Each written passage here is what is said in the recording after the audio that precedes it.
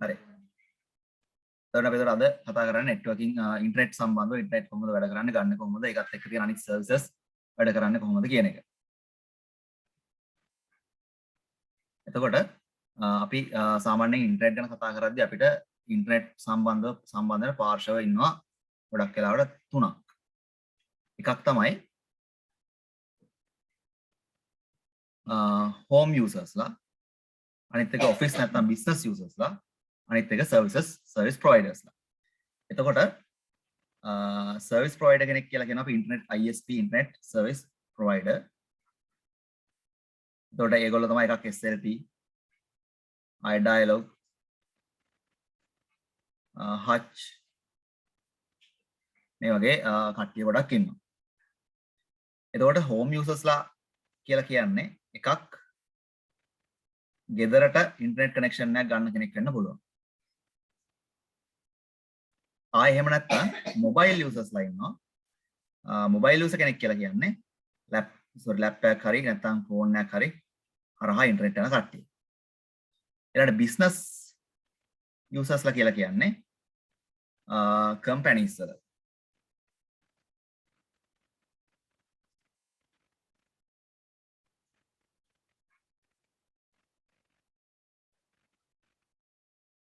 Companies වලට internet පාවිච්චි කරන කට්ටිය. එතකොට මේ ISP සර්විස් ප්‍රොවයිඩර් කෙනෙක්ගේ රෙස්පොන්සිබිලිටි එක තමයි දරුවනේ ඉන්ටර්නෙට් නැත්නම් නෙට්වර්ක් එක අපි කියන බෑක්බෝන් නෙට්වර්ක් එක කියලා.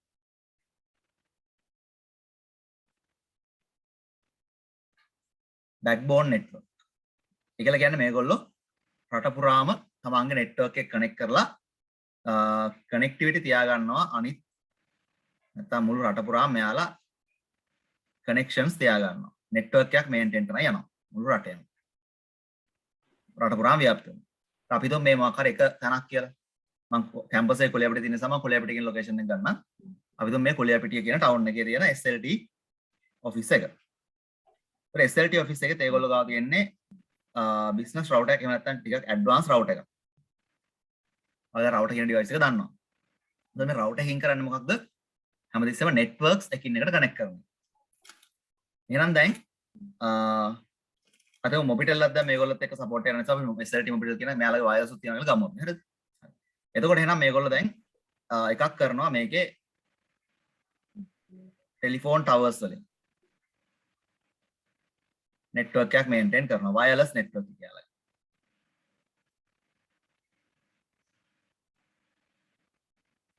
එතකොට එහෙනම් මේ රවුටර් එකේ ඉඳලා කනෙක්ෂන් එකක් තියෙනවා මෙන්න මේ ටවර් එකට. ඊට පස්සේ අපි හිතමු අපි ගෙදරට නෙට්වර්ක් ගන්න ඕනේ. ඒතර අපිටත් ක්‍රම දෙකක් තියෙනවා වයර්ලස් ගන්නත් පුළුවන් වයර්ඩ් නෙට්වර්ක් එකක් ගන්නත් පුළුවන් නේද? මෙයාලගේ වයර්ලස් රවුටර්ස් උත් තියෙනවා ෆයිබර් ලයින්ස් උත් තියෙනවා. ඒතර අපි ඒකට කියනවා බ්‍රෝඩ්බෑන්ඩ් කනෙක්ෂන්ස් කියලා. අපි ගෙදරට අපි හිතමු අපි ෆයිබර් ලයින් එකක් ගන්නවා. එහෙනම් එතකොටත් මොකද කරන්නේ මේගොල්ලෝ? මෙයාලගේ රවුටර් එකේ ඉඳලා නැත්නම් රවුටර් එක නෙමෙයි මෙතන පාවිච්චි කරන රවුටර් එකට ගාව යාලා නැත්නම් රවුටර් එකේ අපි දන්නවා එච්චර කනෙක්ෂන්ස් මේව කරන්න බෑනේ. ස්විච් එක කරා තමයි යන්නේ.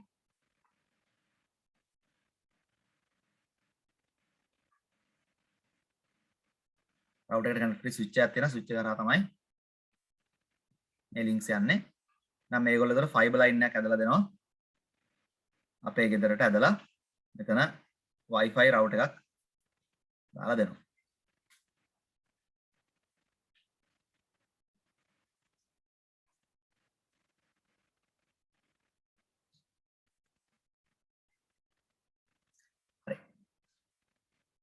එහෙනම් මේ මොබයිල් යූසර් එතකොට පුළුවන් ටවර් එක හරහා මෙයාට සිග්නල් එනවා.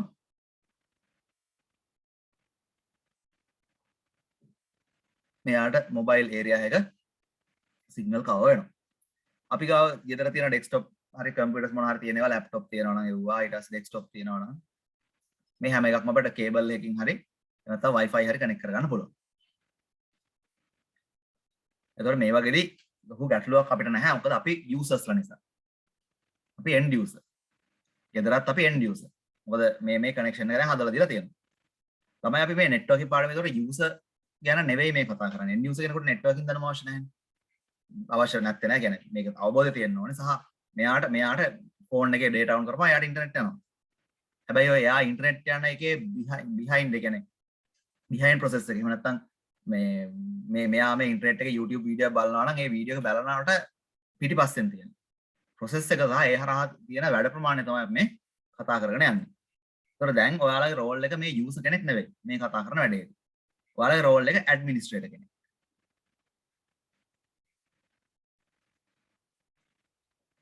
නිකම්ම නෙවෙයි නෙට්වර්ක් ඇඩ්මිනිස්ට්‍රේටර් කෙනෙක්. එතකොට නෙට්වර්ක් ඇඩ්මිනිස්ට්‍රේටර් කෙනෙක්ගේ රෝල් එක තමයි මෙන්න මේ behind process එක maintain කරන එක. ඒකල කියන්නේ ඔයාලා Facebook බලනවා නම් යූසර් කෙනෙක් ඒ Facebook බලන්න එයාට connectivity එක හදලා දෙන එක. තමයි network administrator කෙනෙක්ගේ task එක වෙන්නේ. අපි දැන් මේ කතා කරන්න යන්නේ ඒ administrator ගේ role එක පැත්තෙන්. හරිද? user ගේ පැත්තෙන් නෙවෙයි.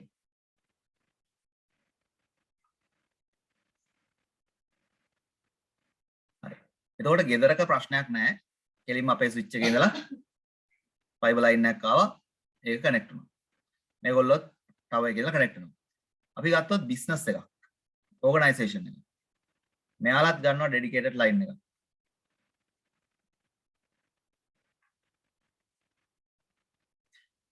සාමාන්‍යයෙන් business එකක් ගත්තාම ලොකු company එකක් ගත්තාම ඒගොල්ලන්ගේ පැත්තෙන් තත්ත්වය මීට වඩා වෙනස් වෙනවා.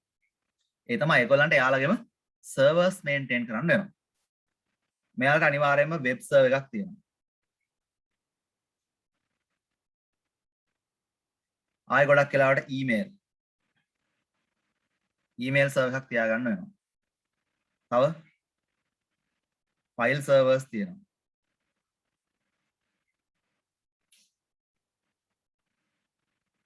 DNS server එකක් තියාගන්න වෙනවා. අපිට නම් DNS server විශේෂයෙන් තියාගන්න අවශ්‍ය නැහැ. මොකද අපි ISP එකේ DNS එකේ යන්න පුළුවන්. අපිට ඒක ලොකු ස්පීඩ් එක ප්‍රශ්නයක් එන්නේ නැහැ. හැබැයි in-house DNS එකක් තියෙනවා නම් ඒ හරහා අපිට ලේසි අපේ තියෙන වෙබ්සයිට්ස් මේ දේවල් එළියට පොස්ට් කරගන්න එක අපිට ලේසි. DNS server එකක් අවශ්‍ය වෙනවා. ආය proxy server එකක් ඕන වෙනවා. මේ වගේ servers කීපයක් ඕන ආයෙ මොනවද ළමයි? DHCP server එකකුත් වන්නවා නේද?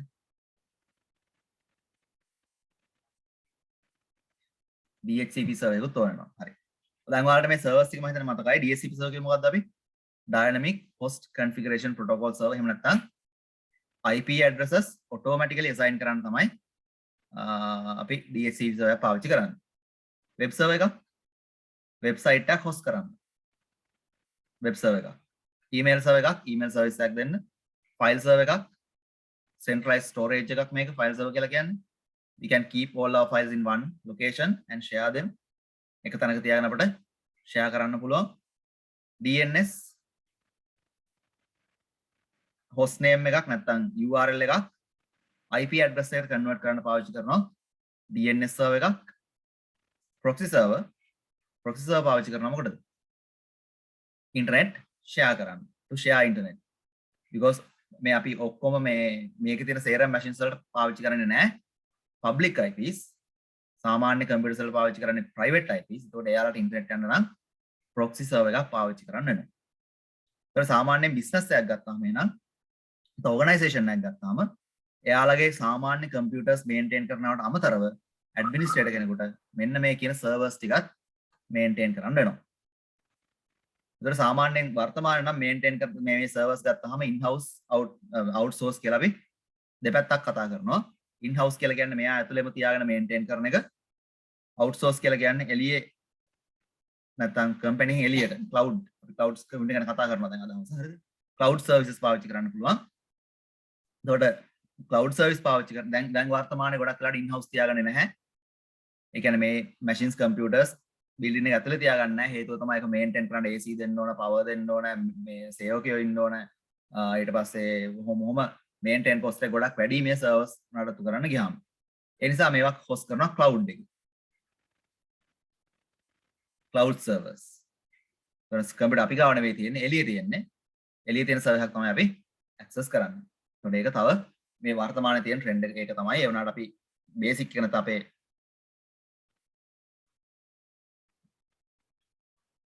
මේකේ පදනම ගැන කතා කරලා කියන්නේ in-house කතන්දරේ කතා කරලා කියන්නේ ඊට පස්සේ අපි කතා කරමු මේ cloud services කොහොමද වැඩ කරන්න කියලා. හරි ළමයි. එහෙනම් දැන් ඔයාලා දන්නවා එතකොට සාමාන්‍ය ගෙදරකට සහ මොබයිල් යූසර් කෙනෙක් පාවිච්චි කරනට වඩා වෙනස් වෙනවා කම්පැනි එකක් පැත්තෙන් ගත්තාම. මේ කියපු දේ හැමදාම පැහැදිලිද ප්‍රශ්න මුකුත් තියෙනවද මේ සම්බන්ධව? මේ කියපු දේවල් ගැන. මොකද අපි අද නෙට්වර්කින් පාඩම අවසන් කරන්න යන්නේ. networking, internet and cloud computing.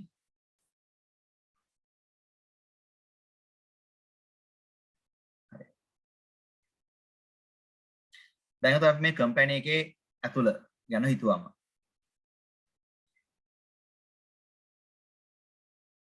අපි මේ තමයි කම්පැනි එකේ ෆ්ලෝ එක.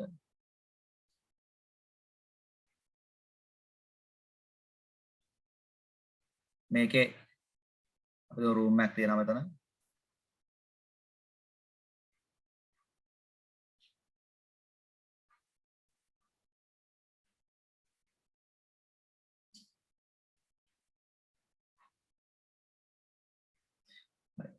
ඊට පස්සේ ළමයි අපිට මේකේ වෙනම රූම් එකක් වෙන් කරගන්න වෙනවා සර්වර් රූම් එක විදියට. නැත්නම් අපිට ඩේටා සෙන්ටර් එකක් කියලා.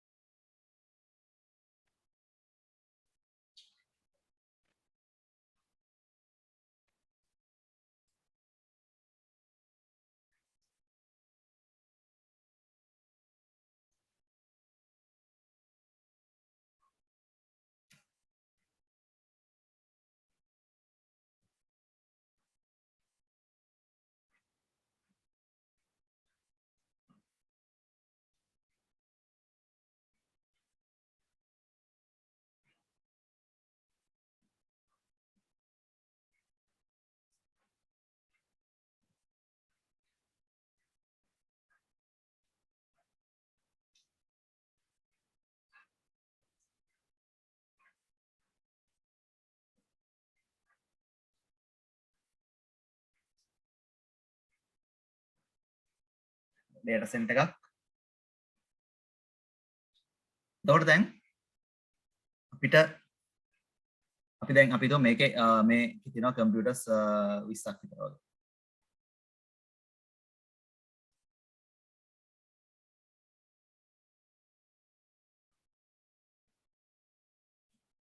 සකෝ නෑ නේද අපි 8යි. මේකෙත් තියෙනවා කම්පියුටර්ස් 5ක් වගේ අපි හිතමු. 4ක් තියෙනවා ඒක. එළියෙත් තියෙනවා කම්පියුටර්ස් 2ක්. හරි. එතකොට ළමයි මේ ඔක්කොම දැන් යූසර් කම්පියුටර්ස්. වැඩ කරන අය කම්පියුටර්ස්. අපිට ඉන්ටර්නෙට් කනෙක්ෂන් එක එන්නේ ෆයිබර් ලයින් එකක්. අපේ ගොඩක් වෙලාවට අපි ටර්මිනේට් කරගන්නවා ඩේටා සෙන්ටර් එකෙන්. දැන් මේ එන්නේ ෆයිබර් ලයින් එක. කාගෙන්ද මේක එන්නේ? ISP ගේ ඉඳලා. ඉන්ටර්නෙට් සර්විස් ප්‍රොවයිඩර් ගාව ඉඳලා.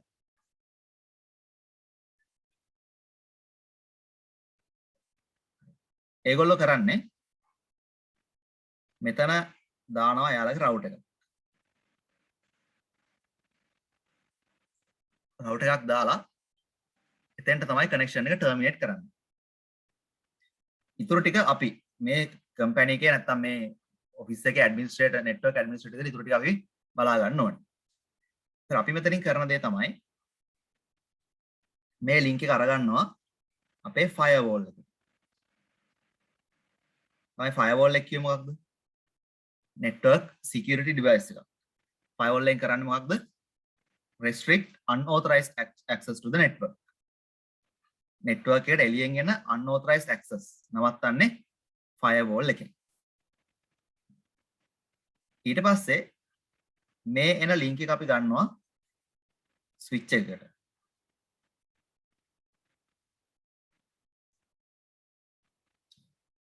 දැන් දරුවනේ මෙතෙන්ට මේ ISP internet service provider අපිට දෙනවා IP list එක. එතකොට අපි ගන්න IP ගාන අපි ඉල්ලන්න ඕනේ. අපි හිතමු අපිට IP අපි ඉල්ලුවා කියලා IP 6ක්. අපිට IP 6ක් ඕනේ කියලා. හරි. දැන් අපි සබ්නෙටින් ගැන දන්නවා. IP 6ක් ඕන නම් මම සබ්නෙට් මාස්ක් එක කොහොම එකක්ද ගන්න ඕනේ? මම පබ්ලික් IPs 6ක් මෙයාලෙන් ඉල්ල ගන්න ඕන. අපි හිතමු එයා මට දෙන්නේ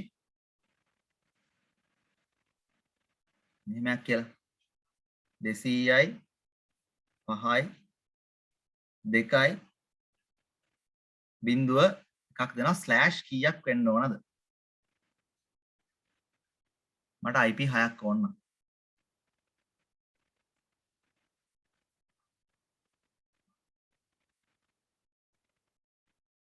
ගේට් එකත් එක 6ක් ඕන. නැත්නම් IPs 5යි ගේට් එකයි 6යි. chat එක reply කරන්න ඕන නැත්නම් කියන්න කවුරුද හදාගන්න පුළුවන් කෙනෙක්. අපි 20 දෙනෙක් කතා කරා.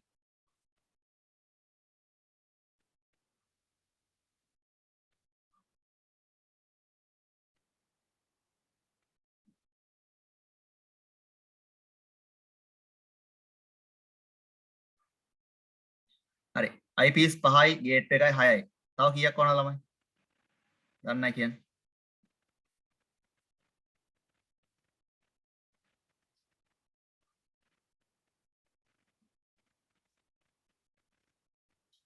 තව IPs කීයක් ඕනද?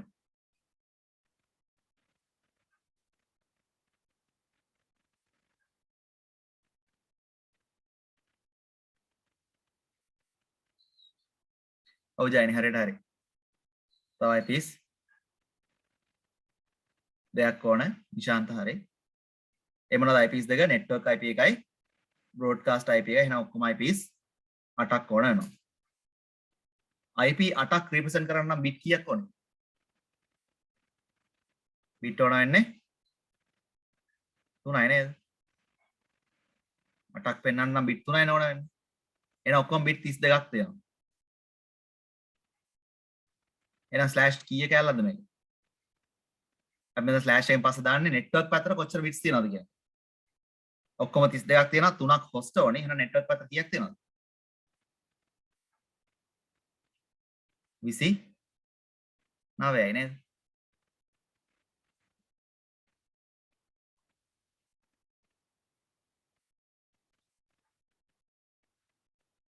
හරි ඔයාලට මේ කීප එක තේරුම් නැත්නම් අහන්න ආයි කියලා දෙන්නම්.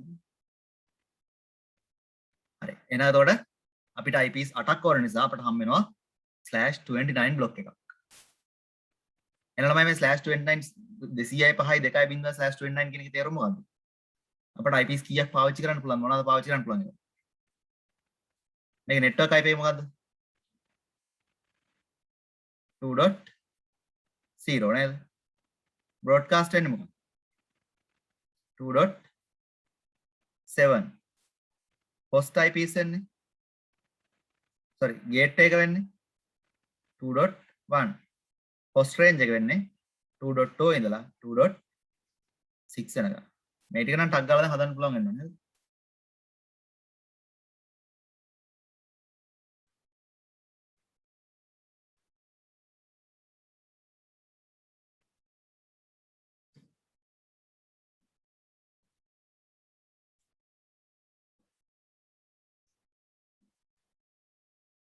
හරි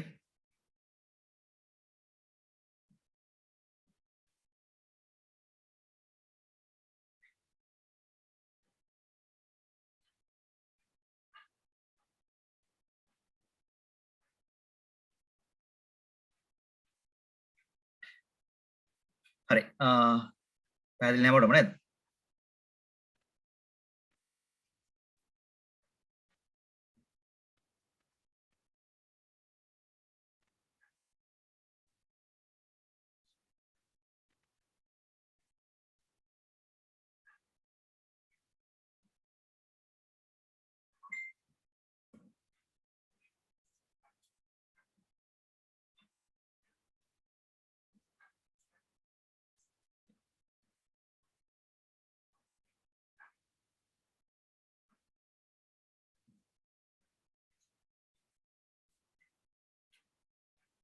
හරි මම කම්පියුටර්ස් එක දාන්නම් මෙතනට.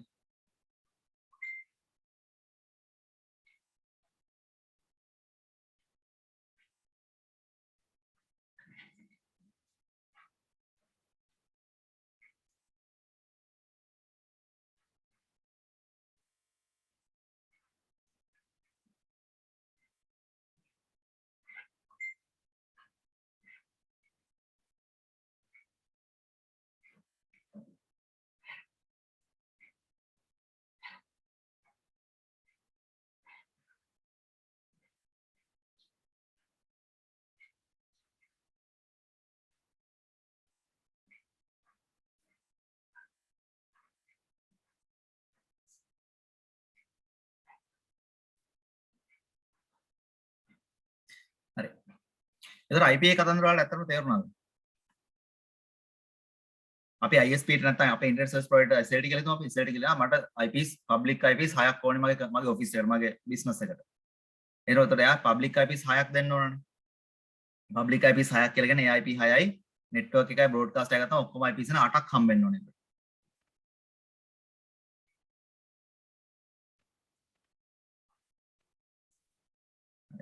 8 කියන එක රිප්‍රසන්ට් කරන්න බිට් 3ක් පාවිච්චි වෙනවානේ. 8ක් ඉලක්ක 8 කියන එක නේද? 1යි 0.0 8 කියලා කියන්නේ. නෑ සෝරි ඉලක්කම් 8ක් කියන්නේ නේ 7 ලොකුම එක 7නේ. බිට් 3ක් ඕනේ.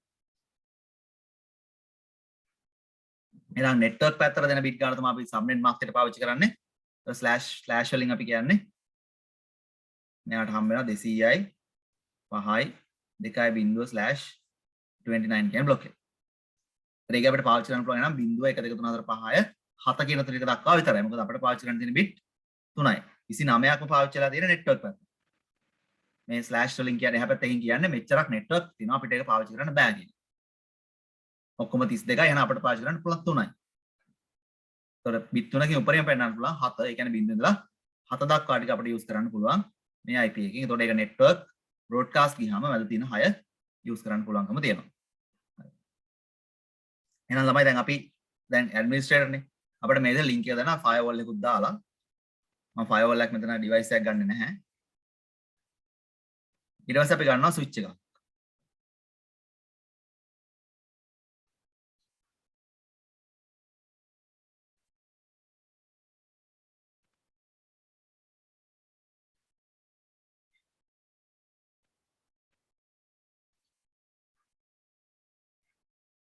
ස්විච් එක කනෙක්ට් කරනවා. ඊට පස්සේ අපිට දැන් අර සර්වර්ස් ටික ඕන වෙනවා. ඒ තමයි මොනවාද? එකක් ඕනේ වෙබ් සර්වරයක් ඕන.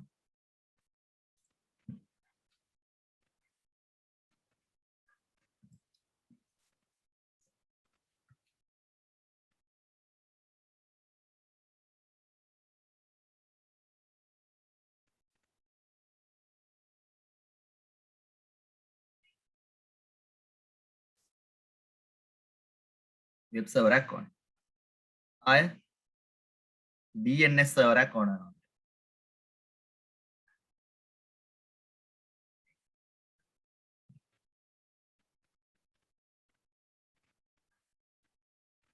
ඔබ තමයි ඊමේල් උත් පාවිච්චි කරනවා කියලා. Email server.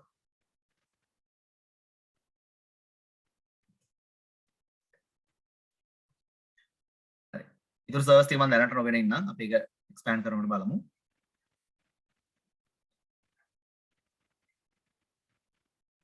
ඊළඟට දැන් මම කරන්නේ මගේ දැන් මේ පබ්ලික් මේ සර්වර්ස් කියන ඒවාට අනිවාර්යයෙන්ම පබ්ලික් IPs ඕනනවා. ඒ හේතුව ඒගොල්ලෝ ඩිරෙක්ට් ඉන්ටර්නෙට් යන්න ඕනේ. වෙබ් සර්වර් එකක් ගත්තොත් එයාට ඩිරෙක්ට් ඉන්ටර්නෙට් තියෙන්න ඕනේ. එහෙම නැත්නම් එයාට එළියේ අයව එක සම්බන්ධ වෙන්න බෑ. ඒ නිසා දැන් මට මේ internet service provider internet connection එකක් දීලා තියෙනවානේ පබ්ලික් IPs එක්ක. ඒත් ඒ නිසා මම කරන්නේ දැන් මේගොල්ලන්ට මේ පබ්ලික් IPs assign කරනවා මේ ටික ලින්ක් කරගෙන. එහෙනම් මේ ස්විච් එකට කනෙක්ට් වෙනවා. මේ සර්වර්ස් ටික.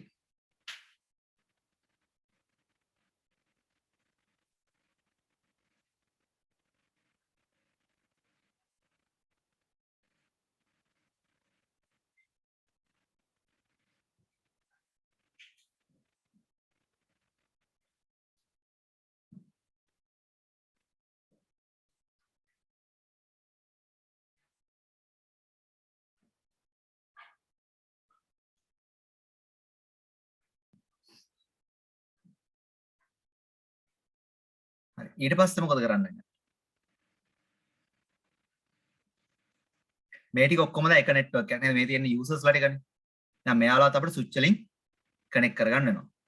ඒකට සාමාන්‍ය ක්‍රමය තමයි අපි සාමාන්‍ය එක රූම් එකට ස්විච් එකක් ඇඩ් කරනවා. ඔයාලට මේ වැඩේ කරන් යද්දි මොනවා හරි ප්‍රශ්නක් තියෙනවා නම් අහන්න දරුවනේ. හරිද? තේරුණා වගේ ඉන්න බෑ. මේ රූම් එකට මම ස්විච් එකක් දැම්මා. මැෂින්ස් ටික කනෙක්ට් කරනවා යාට.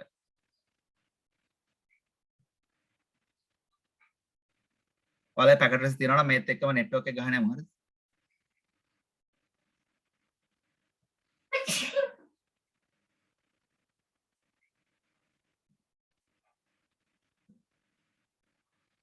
ඔයාලා මේ රූම් එක අඳින්න අවශ්‍ය නැහැ. මැෂින්ස් ටික තියලා නෙට්වර්ක් එක ගහන්න.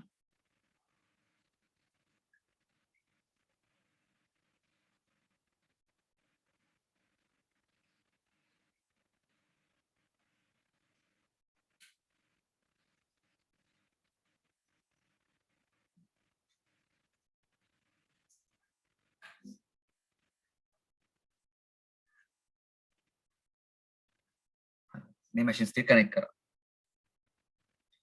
මේ ටිකත් කනෙක්ට් කරගමු.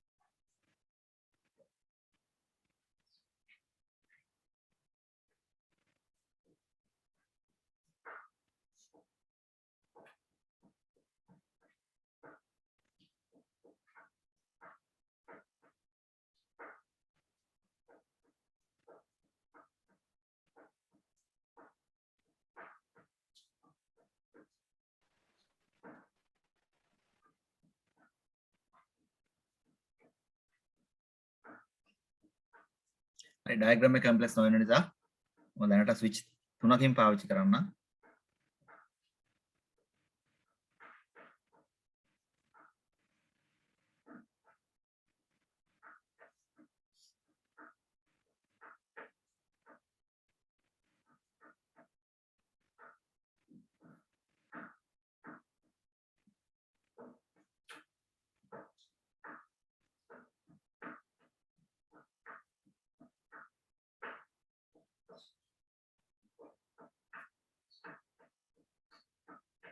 හරි. එතකොට දරුවනේ දැන් අපි කරේ අපේ මේ ඔෆිස් එක තියෙනවා. ඒ ස්විච් මම තුනක් පාවිච්චි කරා. තුනක් පාවිච්චි කළා මේ ටික කනෙක්ට් කරගත්තා. හැබැයි දැන් මේ මැෂින්ස් ඔක්කොම ටික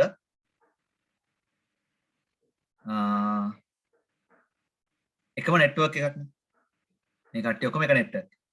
ඒ නිසා මොකද කරන්නේ මම මේ ස්විචස් ටික එකින් එක කනෙක්ට් කරගන්නවා.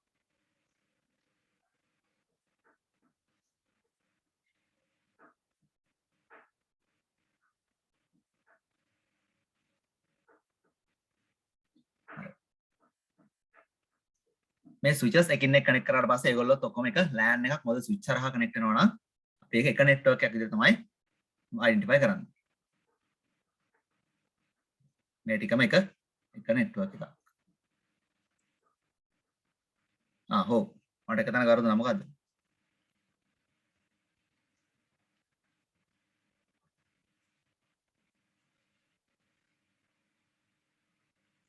මේ ස්විචස් අතර කනෙක්ට් කරන්න මොකද්ද මම ගන්න ඕන කේබල් එක? එකම જાතිය ඩිවයිස් නම් ක්‍රොස් කේබල් එකකින් කනෙක්ට් කරන්න ඕනේ.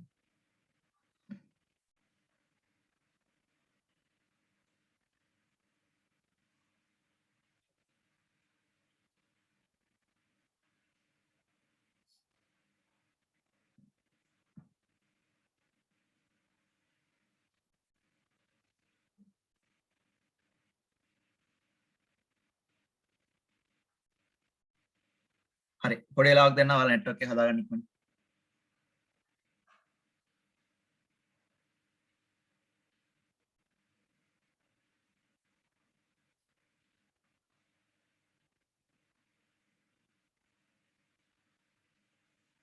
ඔයාලා මෙහෙම ඉරි ගහලා කොටු හදාගන්න ඕනේ නැහැ. රූම්ස් හදාගන්න අවශ්‍ය නැහැ. නෙට්වර්ක් එක නිකන් හදාගන්න ඕනේ. හරි ඉවරලා රිප්ලයි කරන්න chat එකේ.